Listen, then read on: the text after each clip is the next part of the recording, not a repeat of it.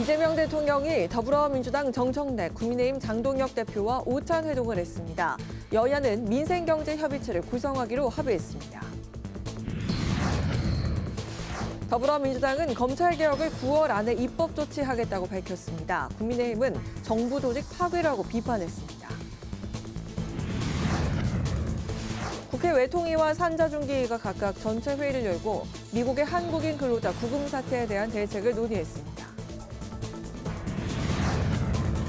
파워 인터뷰, 오늘은 여당이 가속도를 붙이고 있는 개혁 입법 과제 추진 계획과 국민의힘과의 대화, 협치 가능성에 대해 최현일 더불어민주당 의원에게 들어봅니다.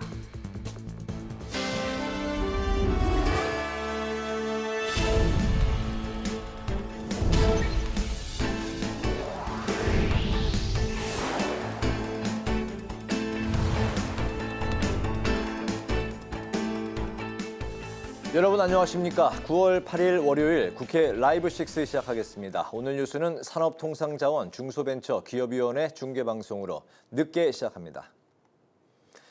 이재명 대통령이 여야 당대표를 대통령실로 초청해 오찬을 함께했습니다. 이 대통령과 장동혁 국민의힘 대표의 단독 회담도 이어졌습니다. 회동은 모처럼 훈훈한 분위기 속에서 진행됐습니다. 여야는 국민을 위한 협치의 뜻을 모으고 민생경제협의체를 구성하기로 했습니다. 첫 소식 이소희 기자입니다. 회동은 화기애애한 분위기 속에 시작됐습니다. 취임 이후 대치를 거듭하던 여야 대표가 처음으로 손을 맞잡았고 세 사람이 굳게 손을 잡고 웃으며 사진도 남겼습니다. 모두 발언에서 여야는 협치의 필요성에 공감대를 모았습니다.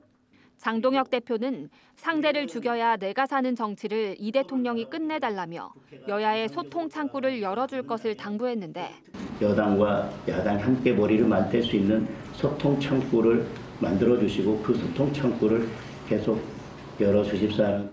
이 대통령은 과하게 부딪히는 정치는 바람직하지 않다며 소통의 필요성에 적극 공감했습니다. 여당을 향해 야당에게 내어주는 정치를 해달라고도 당부했습니다. 우리 또 정 대표님은 여당이신데 더 많이 가지셨으니까 좀 더 많이 내어주시면 좋겠어요. 정청래 대표도 이 대통령이 하모니 메이커가 되어줬다며 여야가 앞으로도 소통하자고 화답했습니다. 장동혁 대표님과 악수할 수 있는 그런 기회를 주셔서 감사드립니다. 오늘 하루가 아니라 다음에도 좋은 만남이 이렇게 오늘처럼 이어졌으면 좋겠습니다. 다만 이어진 모두 발언에선 여야의 좁힐 수 없는 간극도 드러났습니다. 장 대표는 특검과 사법개혁에 대한 강한 우려를 표했고 정 대표는 내란의 완전한 종식을 위해 법과 제도를 강화해야 한다고 강조했습니다. 모처럼 훈훈한 분위기의 회동은 여야의 공동 브리핑으로도 이어졌습니다.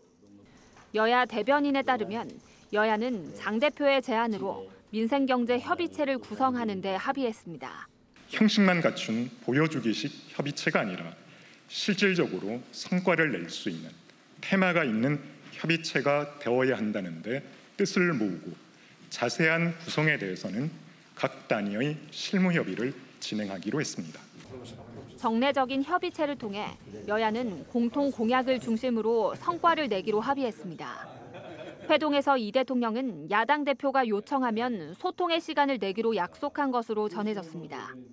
이 대통령과 장 대표의 단독 회담에선 정치 보건 문제가 주로 다뤄졌습니다. 장 대표가 청년 고용 대책 등 민생 정책을 제안했고 이 대통령이 긍정적인 검토를 약속한 것으로 전해졌습니다.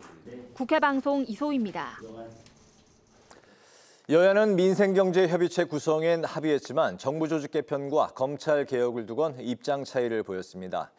또 당정이 정부 조직 개편안을 확정한 가운데 더불어민주당은 올 추석 귀향길에 검찰청 폐지 소식을 전하겠다고 강조했습니다. 한편 국민의힘은 이번 정부 조직 개편안에 대해 한마디로 정부 조직 파괴라고 비판했습니다. 김동희 기자가 전합니다. 더불어민주당은 검찰개혁을 포함한 정부조직법 개정안을 이달 말 본회의에서 반드시 처리하겠다고 밝혔습니다. 정청래 대표는 이재명 대통령 덕분에 역대 정부에서 실패한 검찰개혁을 이루게 됐다며 당정대 원팀 정신을 강조했습니다. 검찰개혁이 성공한다면 그것은 오롯이 이재명 대통령의 강력한 검찰개혁 의지와 정치적 결단 덕분입니다. 이재명 대통령의 공입니다. 특히 검찰의 건진법사 관봉권 띠지 분실 사건을 예로 들며 검찰 스스로 검찰개혁을 촉진하고 있다고 지적하고 상설특검 등을 검토해 진실을 밝히겠다고 강조했습니다.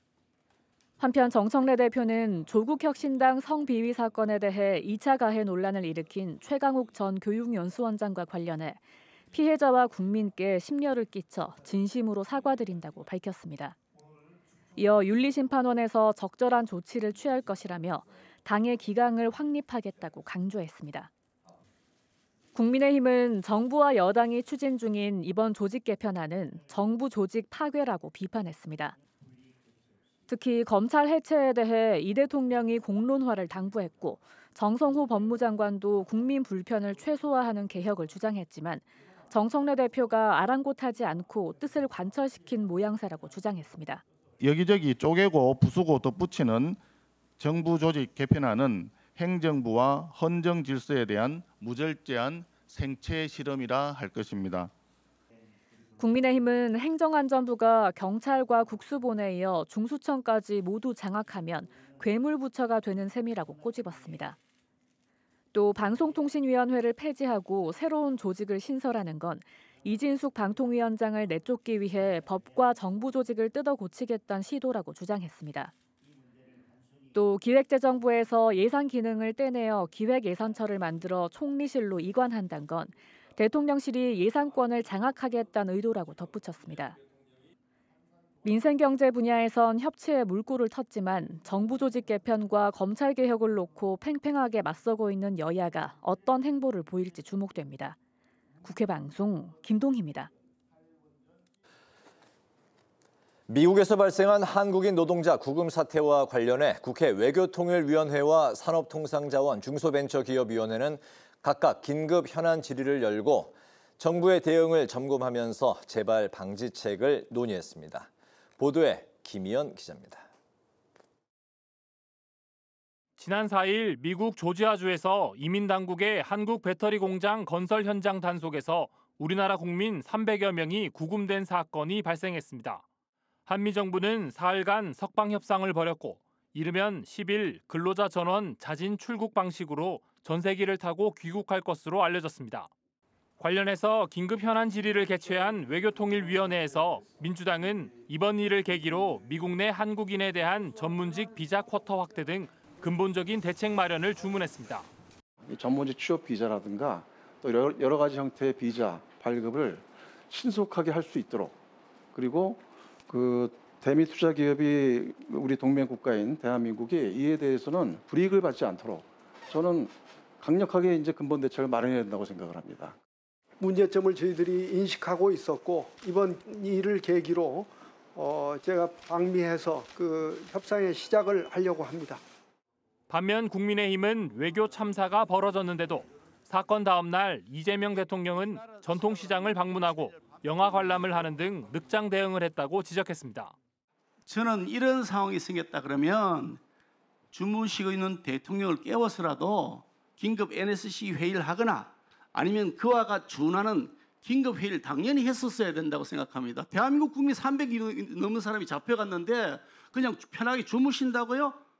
조현 외교부 장관은 외교부에서 신속한 대응에 나섰고 오늘 미국 현장을 방문해 국무부 장관과 근본적인 해결책을 논의할 계획이라고 밝혔습니다.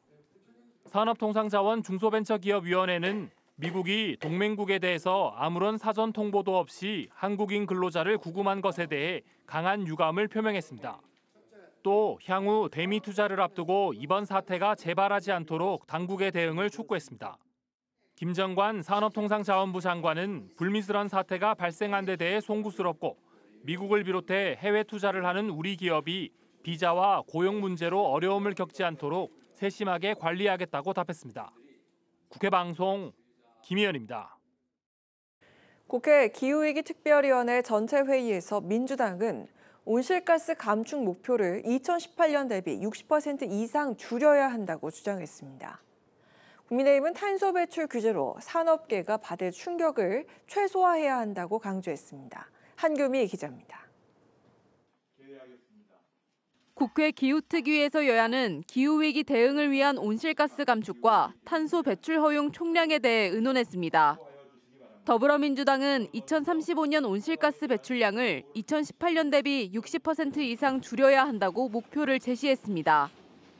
또 이번에 신설된 기후위기 대응위원회를 대통령 직속기구로 두고 대통령이 위원장을 맡아 정책을 적극적으로 추진해야 한다고 주장했습니다. 최소한 대통령 직속의 그 위원회로 격상하거나 아니면 적어도 국무회의 차원에서 독립적 의제를 다루는 방식으로 위상을 강화해야 된다. 이런. 국민의힘은 탄소 배출 허용 총량의 유상할당 비율을 10%에서 2030년 50%까지 늘리는 데 대해 우려했습니다. 기업의 부담을 키울 수 있기 때문에 산업계에 미치는 영향을 최소화해야 한다고 강조했습니다. 가뜩이나 그 장기 저성장 불안 국면이 있는 상황에서 생산 활동이 위축되고 산업 경쟁력이 떨어질 수밖에 없는데 산업에 미치는 충격을 최소화하면서 계획을 잘 추진할 필요가 있다는 김성한 환경부 장관은 탄소 배출 허용 총량을 강화하는 방법이 탈탄소에 가장 효과적이라고 말했습니다. 그렇게 유상할당을 하니까 유럽은 굉장히 빠른 속도로 전기료가 올라간 게 아니라 석탄 발전소가 폐지되고 있습니다. 한편 기재위에서 여야는 대통령 임기와 공공기관장의 임기를 일치시키는 공공기관 운영법을 두고 신경전을 벌였습니다. 국민의힘은 직무평가를 이유로 기관장을 해임할 수 있는 법안까지 등장했다며 정권 코드에 맞지 않으면 내쫓겠다는 내용이라고 비판했습니다. 민주당은 윤 정부에서 이뤄진 보훈 인사에 대한 자질 검증이 필요하고 새 정부와 주요 공공기관장의 국정 철학이 같아야 정책 추진이 수월하다고 주장했습니다. 국회 방송 한규미입니다.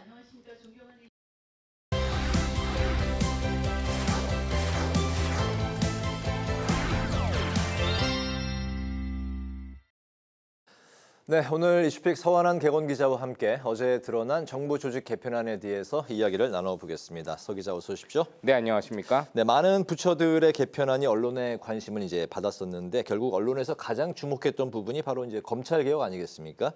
민주당의 이제 제안대로 검찰 해체, 또 중수청은 법무 분야, 행안 분야 뭐 이랬었는데 결국 행안부 산하로 결정이 난 거죠?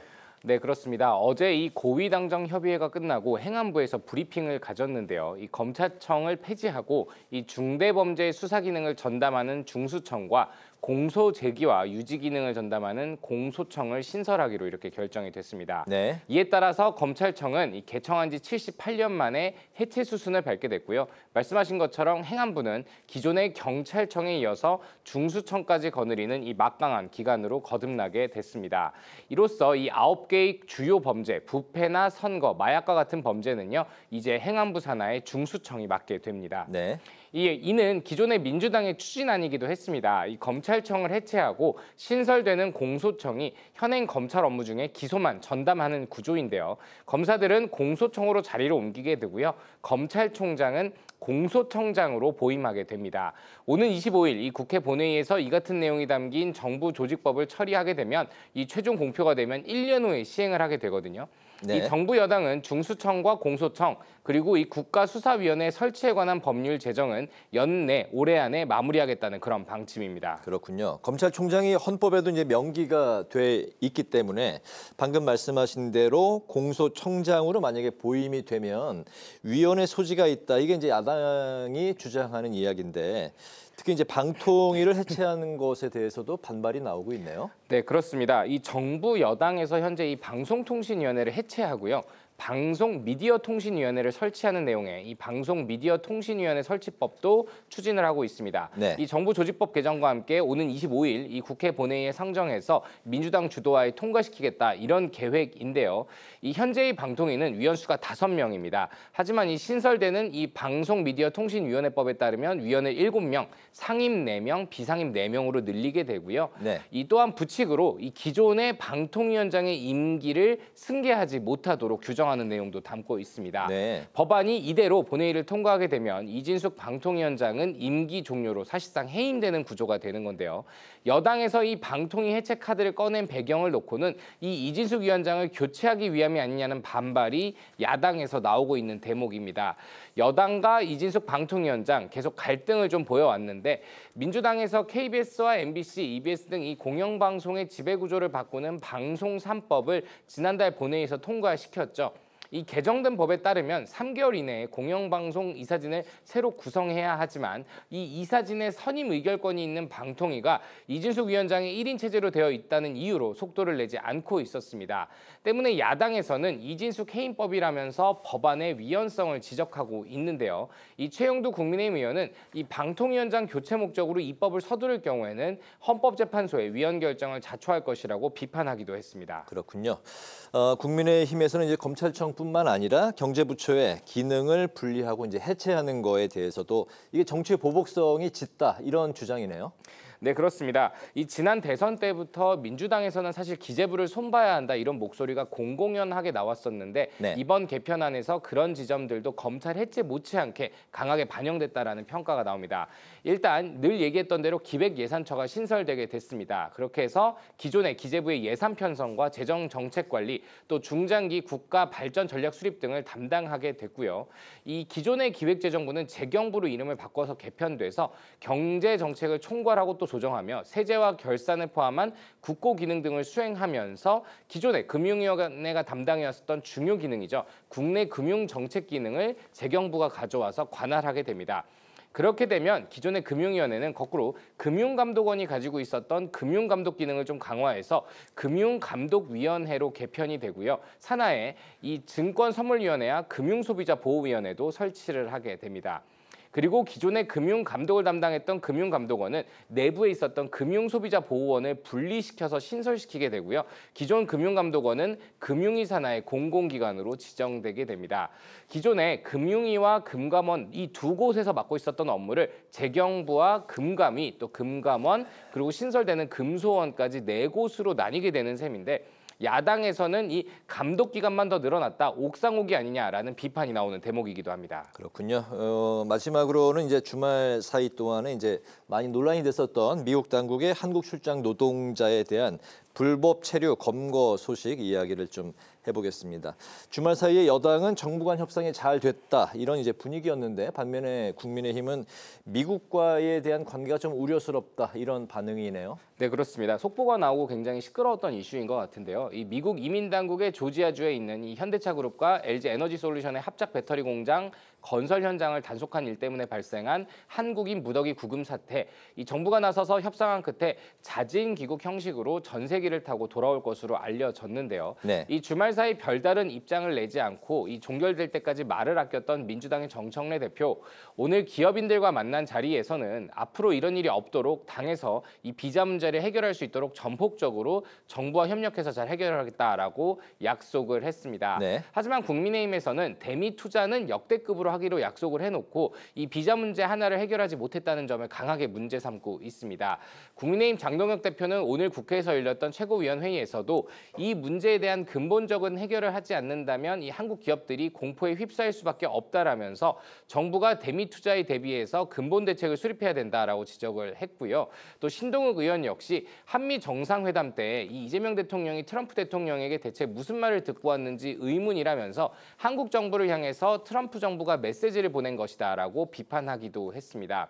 이르면 오는 10일 이 한국행 전세기를 타고 돌아올 것으로 알려졌는데 이 귀국이 되면 당장의 논란은 일단락이 될 수 있지만 네. 이 한미 관계를 놓고 보수 야당에서 문제를 제기할 때마다 이번 이슈가 근거로 계속 거론될 수 있다라는 관측이 나오고 있습니다. 네, 모쪼록 잘 해결하고 또 안전하게 잘 귀국하기를 바라겠습니다. 오늘 이슈픽 서완한 객원 기자와 함께했습니다. 말씀 고맙습니다.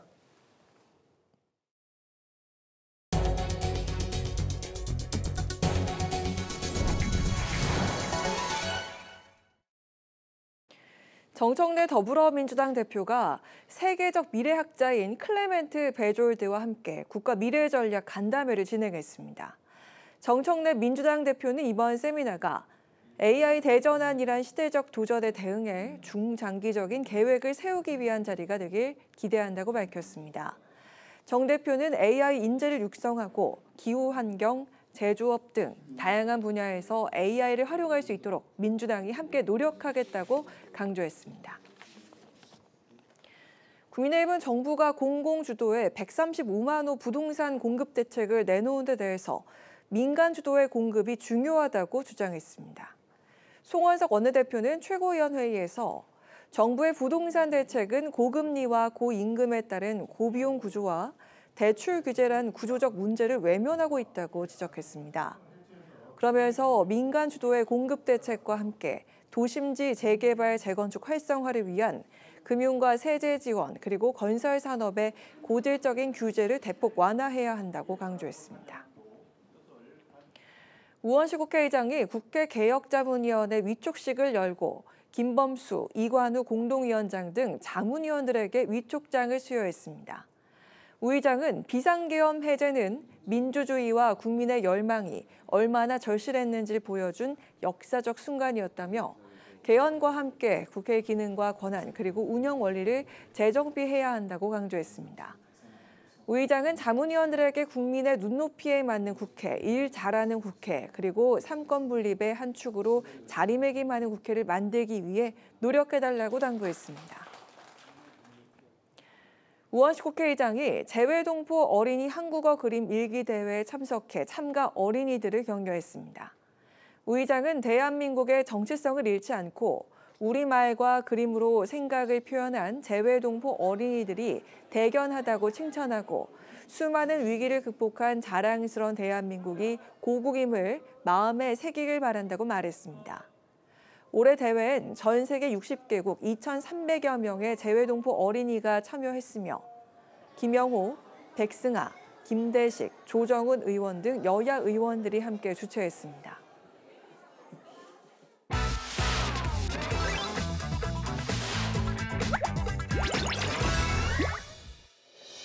9월 8일 강아랑이 전해주는 정치권의 뜨거운 말말말 강아랑의 정치랑입니다. 오늘 첫 번째 주제, 검찰청 역사 속으로입니다. 정부가 확정한 정부 조직 개편안에 따라 검찰청이 해체순을 밟을 것으로 보입니다. 1948년 설립 이후 78년 만에 역사 속으로 사라지게 될 운명에 놓인 건데요. 70여 년 동안 수사기소 독점권으로 무소불위의 권력을 휘둘렀던 검찰청이 해체됩니다. 권력개혁의 전환점입니다. 더 이상 독점적 권력으로 국민 위에 군림하지 못하게 될 것입니다. 검찰개혁 완성은 대통령의 핵심 공약입니다. 선택적 수사, 기소 편의주의 등은 국민 불신의 주된 원인으로 작용해 왔습니다. 검찰의 수사와 기소 분리라는 원칙에 따라 수사를 담당하게 되는 중수청은 행안부 산하에, 기소를 담당하는 공소청은 법무부 산하에 만들겠다는 내용을 밝힌 겁니다. 야권에선 강한 비판의 목소리가 나왔습니다. 특검과 공수처는 수사권과 기소권을 다 틀어쥐고 칼춤을 추고 있는데 검찰만 이를 쪼개겠다고 하는 것은 그동안 더불어민주당 진영에 속한 사람들을 수사해온 검찰에 대한 정치 보복으로 보입니다. 더군다나 행안부가 경찰, 국수본에 이어 중수청까지 모두 장악하게 되면 그야말로 괴물부처가 될 것입니다. 검찰청을 없애버리겠다라는 거잖아요. 전 세계 어디에 검찰청이 없는 나라가 있죠? OECD 국가 중에 검찰청이라는 게 없는 나라가 있나요? 너무 성급해요. 전체적으로 복수 혈전이에요. 당정이 이번 정부 조직 개편안을 9월 안에 처리하겠다는 입장인 가운데 검찰 내부에선 개혁 속도전에 대한 비판 목소리가 나오기도 했습니다. 검찰총장 대행도 입장을 내놨습니다. 이 모든 것이 우리 검찰의 잘못에 기인한 것이기 때문에 저희들 그 점에 대해서는 깊이 반성하고 있습니다. 그 세부적인 방향은 국민들 입장에서 설계가 되었으면 하는 바람입니다. 남은 쟁점인 검찰의 보안 수사권 유지 여부, 국가수사위원회 신설 여부 등에 대해선 정부 조직법 개정 처리 후 집중 논의할 것으로 보입니다. 앞으로 1년 동안의 유예 기간이 있잖아요. 네. 그 유예 기간 동안에 이제 그런 거를 논의하라고 하는 겁니다. 지금 공소청에다가 보안 수사권을 줄지의 여부라든지 또는 그 수사 기간이 3개로 나뉘므로 인해서 그 업무 분장을 어떻게 할 것이냐의 문제라든지 검찰청 폐지가 현실화된다면 검찰 중심이었던 형사사법 시스템이 바뀌게 되는 것인 만큼 수사기관의 역할에 혼선이 생기지 않도록 후속 논의가 더욱 정교하게 이뤄져야겠습니다. 이어서 두 번째 주제, 친묵 카르텔입니다. 성비위 사건으로 진통을 겪고 있는 조국 혁신당을 향해 국민의힘에선 영화 도가니의 상황을 언급하며 침묵의 카르텔이란 비판이 나왔습니다. 한 개인의 일시적인 일탈 행위가 아니고 수개월 동안에 이런 일이 벌어졌고 피해자도 여러 명인데 이 부분들을 전체가 합심해서 침묵의 카르텔 속에서 묻으려고 했던 사건이라는 거죠. 정당이든 사회단체든 기업이든 한 사람에게 권력이 너무 집중된, 그러니까 시스템보다는 사람이 우선인 정당에서 일어날 수 있는 사건입니다.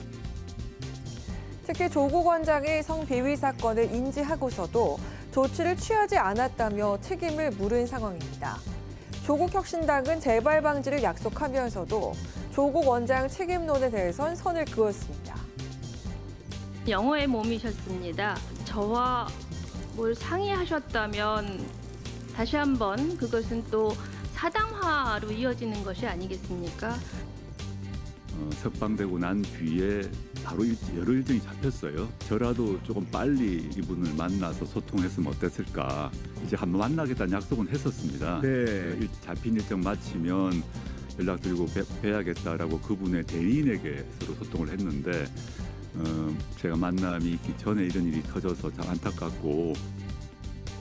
미흡한 대처에 책임을 지겠다며 지도부가 총사퇴한 조국 혁신당. 비대위 체제로 전환하겠다고 밝힌 상황입니다. 피해자 측 의견을 고려해 비대위를 꾸리겠다는 계획도 내놨습니다. 비대위 체제 전환이 맞물리며 조국 원장의 행보에 더욱 이목이 집중되고 있습니다. 비대위원장으로서 조기 등판 가능성이 나오기 때문입니다. 하지만 성비위 사건 피해자 측에선 조국 체제 비대위는 반대라며 분명한 입장을 전했습니다.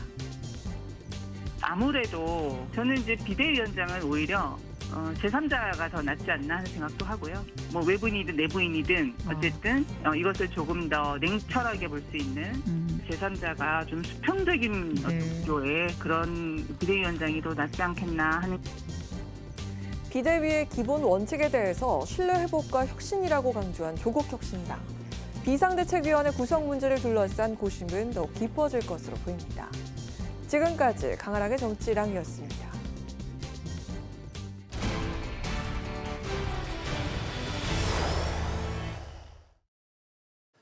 정기국회 일정이 본격화하면서 여야 대치 전선도 가팔라지고 있습니다. 국민의힘이 대여투쟁 강도를 높이고 있는 가운데 오늘 있었던 이재명 대통령과 여야 대표 회동 이후 과연 대화의 물꼬가 트일 수 있을지 국민의힘의 조배숙 의원과 전화로 연결해서 관련 말씀 듣겠습니다. 의원님 안녕하십니까? 안녕하세요. 네, 안녕하세요. 반갑습니다. 네, 반갑습니다. 오늘 이재명 대통령과 여야 대표 오찬 회동 이후에 이 대통령과 장동혁 대표의 단독 회동도 이어졌는데요. 장동혁 대표는 특검 연장과 내란 특검법에 대통령의 거부권을 행사해달라고 요구를 했습니다. 오늘 회동에서 보인 이 대통령과 정청래 대표의 태도와 답변, 그리고 전체적인 회동에 대해서 어떻게 평가하십니까? 네, 일단은 우리 대한민국의 정치의 큰 축 아닙니까? 그래서 저는 이렇게 만나는 것 자체는 굉장히 저는 필요하고 또 긍정적인 평가를 하고 싶습니다. 그런데 이제 오늘 이재명 대통령께서 이렇게 얘기했어요. 야당과의 소통을 통해서 오해를 줄이고 국민의 목소리를 충분히 듣겠다 이렇게 말씀을 하셨는데 저는 원론적인 답변을 하셨다고 봅니다. 그리고 또 저희들은 좀 더 이제 지켜봐야 되는데 그런데 대통령은 이제 민주당만의 대통령이 아니거든요. 이제 야당도 포함한 그런 국민의 대통령이시죠. 그렇기 때문에 지금 이제 국회에서 민주당이 이 입법에 있어서 굉장히 일방적인 그런 독주를 하고 있거든요. 그래서 지난번에 방송 3법 그리고 노란봉투법이라고 불려지는 그 노동조합법, 더 센 상법 이렇게 이제 일방적으로 통과가 됐어요. 야당에게 충분한 어떤 그 상임위에서 어떤 논의나 이런 협상이 없었고 야당을 배제했습니다. 자, 그렇다고 하면은 지금 여야의 이런 대치 국면에서 대통령 그 위치에서는 뭔가 좀 민주당에게 제동을 좀 걸어야 되는 게 아닌가 하는 그런 생각을 하는데요. 이제 검찰 그 지금 개혁 저희들은 이제 검찰 해체법이라고 하는데 근데 이 부분에 대해서 너무나 이게 그 속도가 좀 가파르다. 그래서 좀 신중론을 우리 정성호 법무부 장관이 좀 신중하게 해야 된다. 이제 이런 의견을 표시를 하니까 그 민영배 등 그 민주당 의원들이 반발을 했습니다. 그러면서 정리 부탁드리겠습니다. 여보세요? 예. 네, 회동 관련한 말씀 정리 좀 부탁드리겠습니다. 네, 그래서 아니 그러니까 이제 이 부분을 얘기를 하자면 이제 민주당 의원이 반발하니까 그 대통령께서 뭐라고 했냐면은 8월 29일 날 그러면 대통령이 공개 토론을 주도하겠다 이렇게 얘기를 하셨는데요. 그럼 그 뒤에 답변이 없고 9월 7일 날 당정에서 그냥 아예 합의를 해버렸어요. 그래가지고 9월 25일 날 그 본회의에서 표결을 한다. 그래서 사실 대통령께서 이 당에 대해서 전혀 어떤 그 뭐랄까 이 속도를 조절을 한다는 그런 역할을 전혀 안 하시고 계신 게 아닌가. 오히려 당의 그 강성 지지층에 그 눌려서 제대로 그런 역할을 안 하시는 게 아닌가 하는 그런 생각이 들어요. 그래서 지금 이제 제2요구권을 지금 행사해 달라고 부탁을 하지 않았습니까? 근데 거기서 지금 뚜렷한 답변이 없는데 저희들은 좀 지켜보려고 합니다. 알겠습니다. 다음 질문은 좀 짧게 들어보겠습니다. 의원님께서 당내 사법소특위 위원장을 맡고 계신데요. 특검 수사와 나경원 의원 간사 미선임에 대해서 국민의힘이 강력 반발하는 속에 여당은 11일 본회의에서 더 센 특검법 처리를 예고했는데 국민의힘은 어떻게 대응할 방침인가요?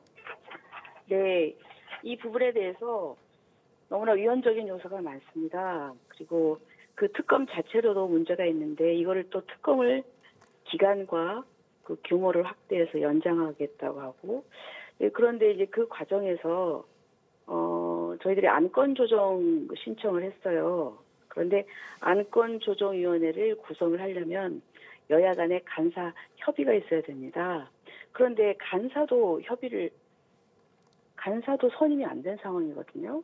근데 왜 선임을 못했냐면 그 추미애 의원이 간사 선임에 대해서 협조를 안 하기 때문입니다. 그런데 이제 그래서 안건조정위원회 위원을 선임을 하기 위해서는 간사와 협의를 해야 되는데 간사 자체가 없으니까 이걸 간사부터 선임을 해야 되는데 간사를 선임하지 않고 이 추미애 위원장이 일방적으로 진영을 했어요. 근데 요거는 위법이거든요. 그래서 저희들이 이런 절차적인 위법을 가지고 지금 헌법재판소에 권한쟁의 심판을 오늘 신청을 했습니다.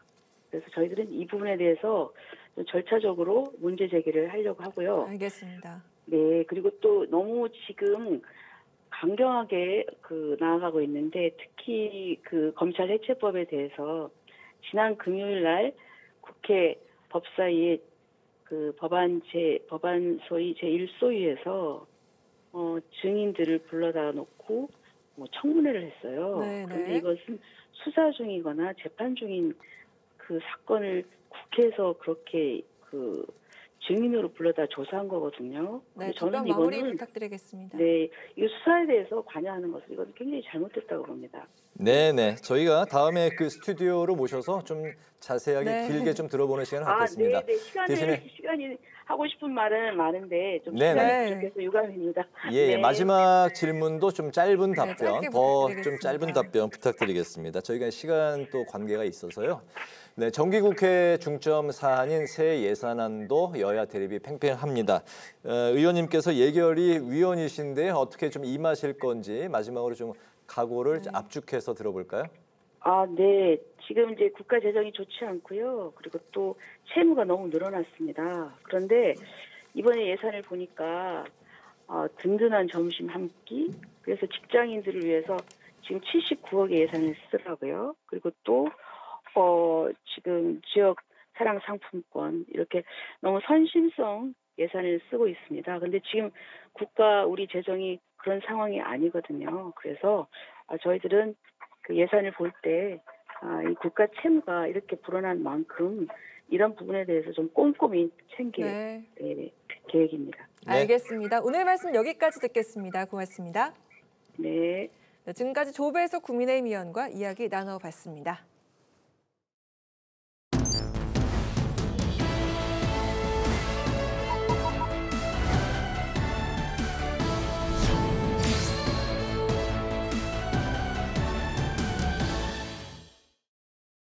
네, 정치 현안에 대한 입장과 해법을 국회의원에게 직접 들어보는 파워 인터뷰. 오늘은 여당이 9월 중에 처리를 예고한 쟁점 법안과 그리고 국민의힘과의 협치 가능성에 대해서 최현일 더불어민주당 의원을 모시고 관련 말씀 듣겠습니다. 의원님 반갑습니다. 안녕하세요. 네, 반갑습니다. 네. 네. 오늘 용산 대통령실에서 네. 대통령 그리고 이제 정청래 대표 그리고 장동혁 국민의힘 대표 이렇게 3인이 만나서 악수를 하는 모습이 굉장히 좋게 보였습니다. 네, 장동혁 대표에게는 정청래 대표가 이제 내란 사과를 요구를 했는데 장 대표는 여당의 내란 공세다 이렇게 이제 또 지적을 했습니다. 어쨌든 오늘 이게 처음 만나서 악수까지 이제 했는데 오늘 만남이 협조에 좀 단초가 될지 전체적으로 오늘 좀 회동 어떻게 보셨습니까? 지난 윤석열 정부 3년 동안 정치가 실종됐잖아요. 네. 이제 정치가 복원된 하나의 계기라고 좀 보고요. 네. 협치에 또 물꼬가 튀었다 보고요. 또 하나 이재명 대통령께서 피스메이커, 중재자 역할을 했다. 네. 여야 간의 강대강이었잖아요. 그래서 그런 의미에서 이제 우리 민생을 위한 또 정치 복원을 위한 그 대장정이 이제 시작됐다고 보고요. 또 하나가 이제 야당에서 제안한 민생 경제 협의체도 통 크게 받아가지고 이제 하겠다는 거잖아요. 네. 그런 의미에서 국민들께 상당히 좀 공감대가 많은 오늘 회담이었다고 생각합니다. 그렇게 보셨군요. 네. 네, 이재명 정부의 조직 개편안이 확정이 됐는데 검찰청이 78년 만에 폐지가 됩니다. 그리고 신설이 되는 공소청은 법무부에 그리고 중수청은 행안부에 두기로 이렇게 결정이 됐는데 검찰청의 해체는 이렇게 현실화가 됐습니다만은 보안 수사권 등 이 쟁점 사항들은 아직 남아 있는 그런 상황입니다. 여기서 세부적인 후속 조치가 더 필요하지 않을까 이런 생각이 들거든요. 이번 이제 정부 조직 개편의 큰 이제 방향은 네. 특정 부처, 기재부나 검찰청이나 어떤 특정 부처에 집중되어 있는 권한과 기능을 이제 분산하고 재배치하는 겁니다. 그 동안에 이제 검찰청의 이제 기소권, 수사권에 대해서 여러 가지 논란이 있었고요. 이번에 이제 검찰 개혁의 가장 큰 방향은 기소권과 수사권을 분리한다. 그 대원칙에 대해서는 9월 25일 날 정부 조직법 개편으로 이제 일단락이 될 것 같고요. 네. 후속 뭐 이제 보안 수사권이니 국가수사위원회 설치 등에 대해서는 이제 정기 국회에서 국민 여론 그리고 전문가 의견 수렴 그리고 여야 간의 또 어떤 협의를 통해서 아마 일단락 될 거라 보고요. 기재부도 마찬가지입니다. 예산과 재정 이 부분에 대해서 이제 기재부가 상당히 이제 여러 가지 이제 권한을 갖고 있었지만 그거에 대해서 또 비판이 많았거든요. 그래서 이번에 이제 기획예산처와 재정경제부로 나눔으로써 이제 어떻게 보면 이재명 정부 들어와서 여러 가지 이제 뭐 개헌 논의도 있지만 정부 조직이 원활하게 또 융통성 있게 돼야지 또 민생이나 경제나 여러 가지 정치 현안에 대해서 풀어갈 수 있는 수단이라고 생각이 되거든요. 네. 그런 면에서는 아마 국민들께서 많이 또 긍정적인 또 이렇게 보고 계시지 않나 저는 생각을 합니다. 네네. 이번 그 정부 조직법의 전체적인 큰 그림이 이제 권한 분산 그리고 재배치라고 이제 말씀을 하셨습니다. 의원님께서 이제 또 3대 특검 대응 특위에서 지금 이제 활동을 하고 계신데 3대 특검 개정안이 오는 11일 아마 본회의에서 이제 처리될 것 같습니다. 그렇죠? 예. 그 수사 기간과 범위가 이제 확대가 되는 더 센 이른바 더 센 특검법으로 불리는 이 법안이 왜 필요한 건지 좀 설명 좀 부탁드릴까요? 더 센 특검법이 왜 나올 수밖에 없었냐는 그거요. 파면 팔수록 새로운 의혹들이 나오고 있다는 겁니다. 네. 지금 특검이 잘하고 있잖아요. 잘하고 있는데 지금 뭐 이배용 국가교육위원장 메가매직 사건, 권성동 의원의 통일교였던 뭐 불법 장치저금 수수 의혹, 김건희 또 전 여사의 선상 파티 사건 등 전혀 예상치 못한 건들이 나옴으로써 특검의 이제 수사 기간은 이제 기한이 다가오고 있습니다. 또 특검 인력에 대한 요청도 있습니다. 그런데 지금 의혹은 나오고 있고, 그러니까 그런 상황에서 특검법을 보완할 수밖에 없는 겁니다. 왜 국민당에서 이 상황에서 기한이 끝났으니까 수사 끝? 그건 아니죠. 그래서 그런 면에서는 더 센 특검법이라기보다는 더 진상 규명과 책임자 처벌에 더 가까운, 어떻게 보면 진실을 규명하는 아주 그런 의미에서는 필요하다고 좀 봅니다. 네. 자, 그리고 지금 여당이 추진하고 있는 내란 특별재판부에 대해서도 국민의힘이 지금 맹공을 가하고 있는데 이게 나치 인민법원이다 이렇게 공격을 하고 있고요. 그리고 그 대법원과 또 법원 행정처에서도 일부 위헌 소지를 우려를 하고 있습니다. 그리고 직위원 재판부도 12월까지는 재판 심리를 마칠 수 있도록 하겠다. 그리고 재판을 중계하는 것도 이거 검토를 또 해보겠다 이렇게 입장을 내놨거든요.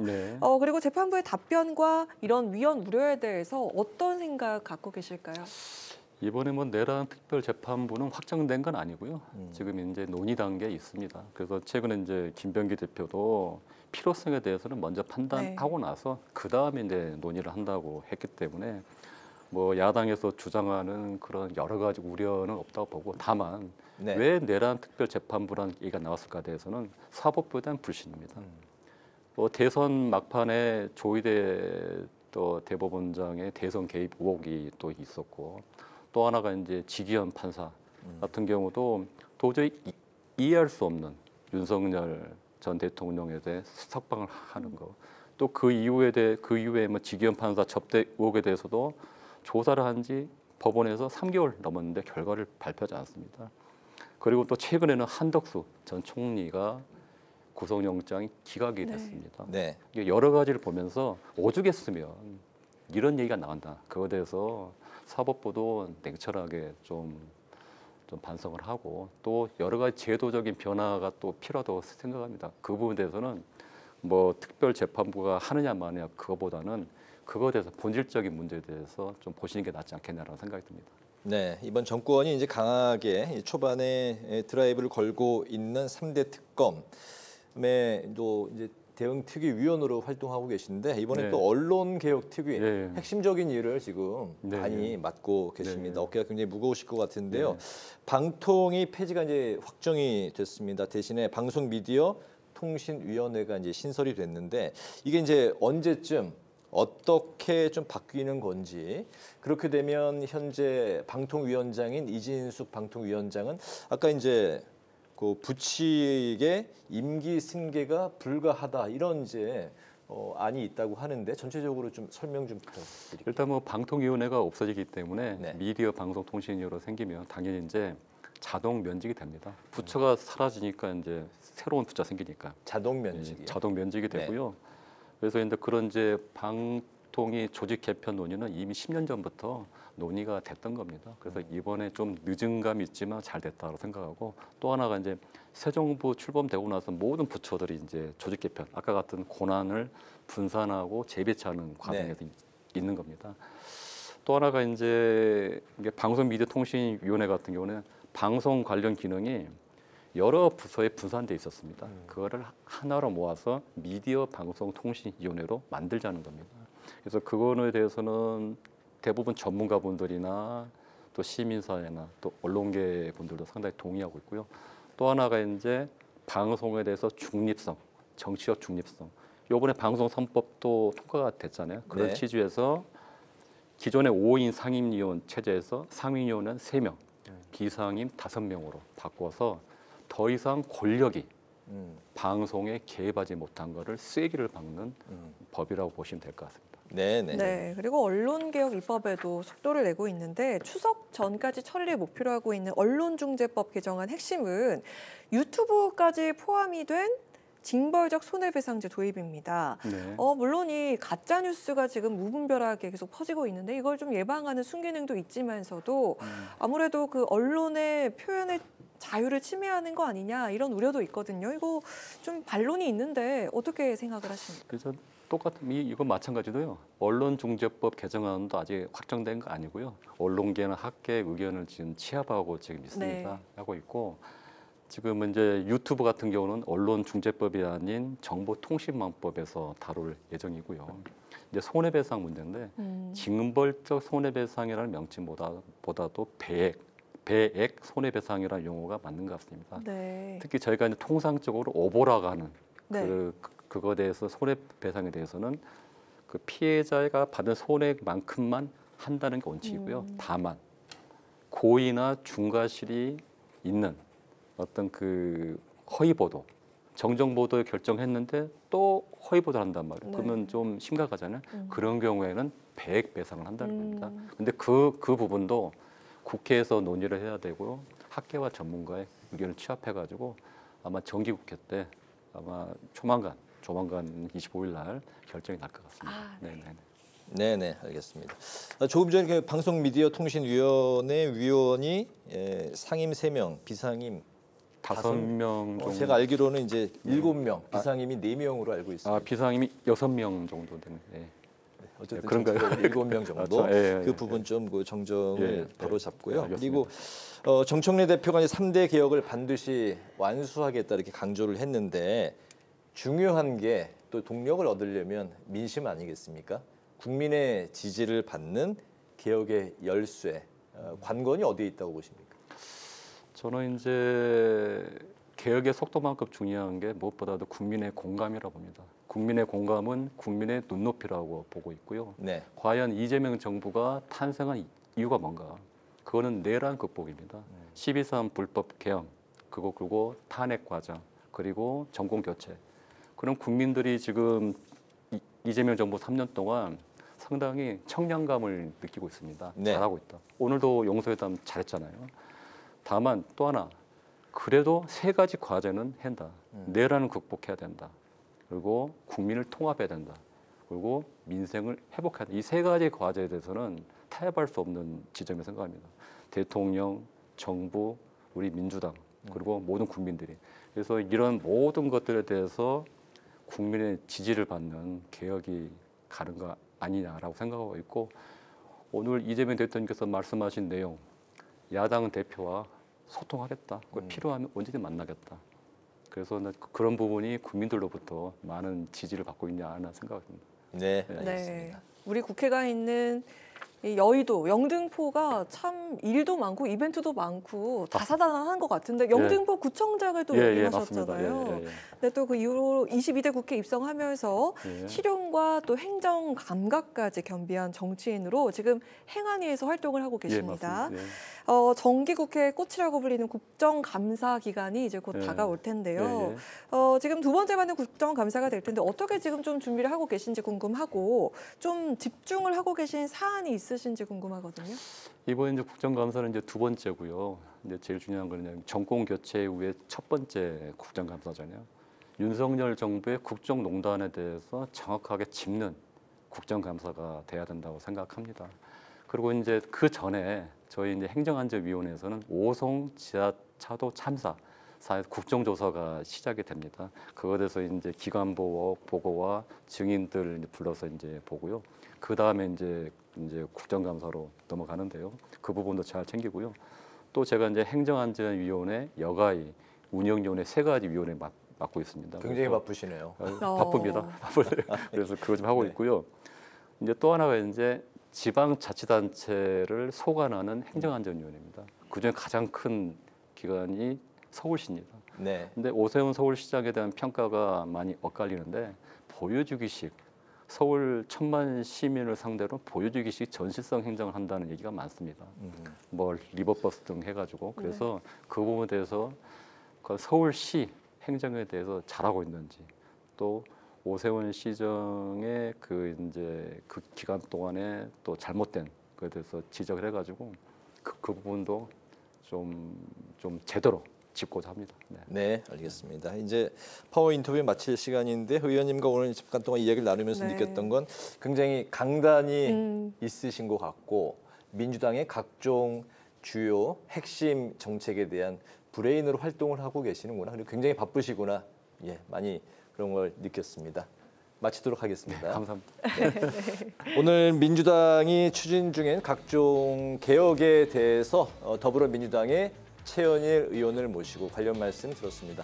말씀 잘 들었습니다. 네, 고맙습니다. 네.